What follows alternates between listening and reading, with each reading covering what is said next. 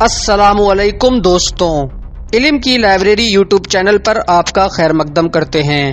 اگر آپ نے ابھی تک ہمارا یوٹیوب چینل سبسکرائب نہیں کیا تو اسے فوراً سبسکرائب کر لیں اور ساتھ موجود گھنٹی کے نشان کو دبائیں تاکہ رہتے رہیں آپ باخبر ہماری ہر نئی آنے والی ویڈیو سے۔ بایزید ثانی 1448 عیسوی کو پیدا ہوا۔ 1481 عیسوی کو محمد فاتح کی وفات کے بعد جب ینیچری نے دیکھا کہ بھائیوں کے درمیان تخت نشینی کے لیے کشمکش شروع ہو گئی ہے تو بایزید ثانی کو لا کر تخت پر بٹھا دیا۔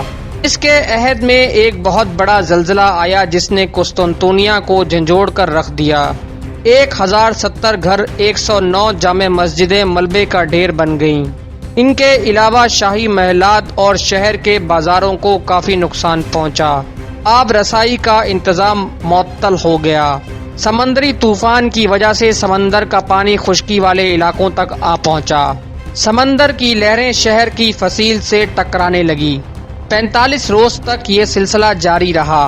جو ہی زلزلے کے جھٹکے ختم ہوئے، سلطان بایزید نے 15,000 مزدور لگا کر گری ہوئی تمام عمارتوں کو نئے سرے سے تعمیر کروا دیا۔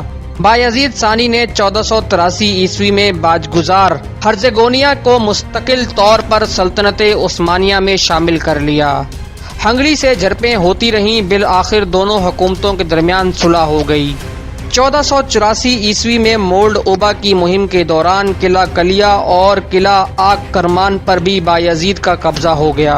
بایزید ثانی کے دور ہی میں روس کا سفیر مائیکل پلیشلف پہلی مرتبہ باب عالی عثمانی سلطنت پہنچا، جسے زارایون سویم نے سخت تاکید کر کے بھیجا تھا کہ وہ سلطان کے سامنے گھٹنوں کے بل کھڑا نہ ہو، کسی مملکت کے سفیر کو اپنے آگے جگہ نہ دے گا اور سلطان کے سوا کسی وزیر سے سفارتی معاملات پر بات نہ کرے گا۔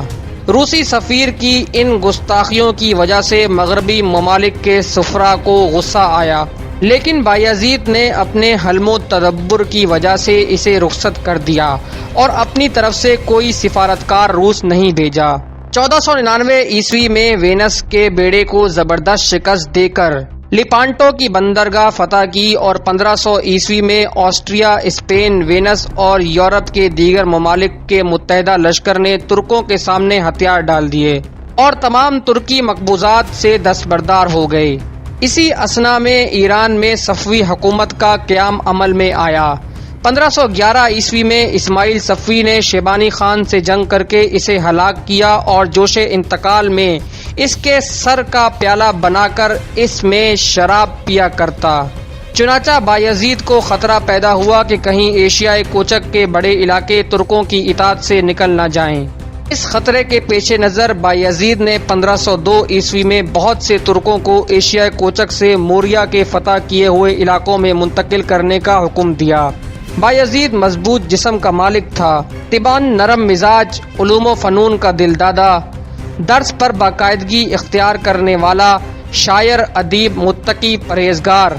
رمضان کا آخری عشرہ عبادت و ذکر الہی میں گزارتا، تیر اندازی میں بڑی مہارت رکھتا، جنگ میں ایک سپاہی کی مانند خود شرکت کرتا، سفر کے دوران جہاں پڑاؤ کرتا وہاں کپڑے جھاڑ کر گرد و غبار جو اس کے کپڑوں پر لگا ہوتا تھا محفوظ کر لیتا۔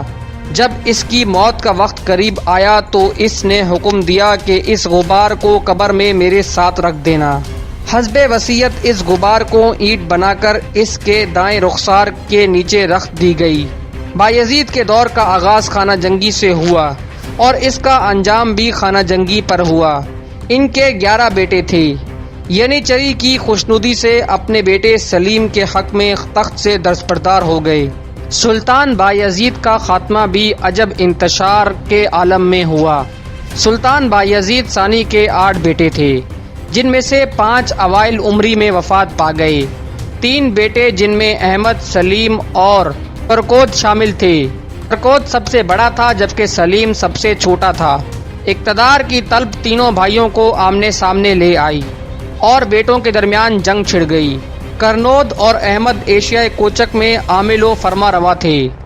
جانشینی کے لیے سلطان کی نظر انتخاب دوسرے بیٹے احمد پر تھی، لیکن چھوٹا بیٹا سلیم فوجی قابلیت کا حامل تھا اور فوج میں زیادہ اثر و رسوخ رکھتا تھا، جس کی بنا پر فوج اس کی پشت پر تھی۔ سلیم اپنے باپ کی نیت سے باخبر تھا۔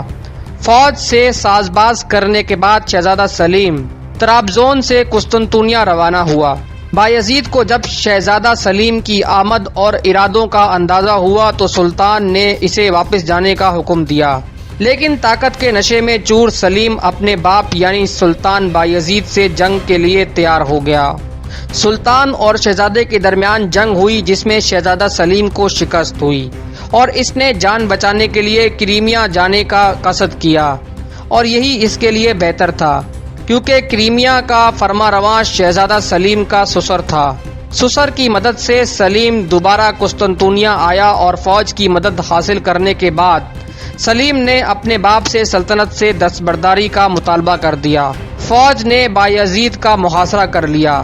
فوج کے عزائم دیکھتے ہوئے سلطان بایزید نے 1512 عیسوی میں سلیم کے حق میں دستبردار ہونے کا فیصلہ کر لیا اور تخت چھوڑ دیا۔ زندگی کے بقیہ ایام ایشیا کوچک شہر ڈیموٹیکا میں گزارنے کی خواہش لے کر سفر کا آغاز کر دیا، لیکن وہاں تک ہی نہ پہنچ سکا اور 3 دن بعد راستے میں ہی انتقال کیا۔ سلیم نے ان کی میت استنبول منگوائی اور بایزید مسجد کے پہلو میں دفن کیا۔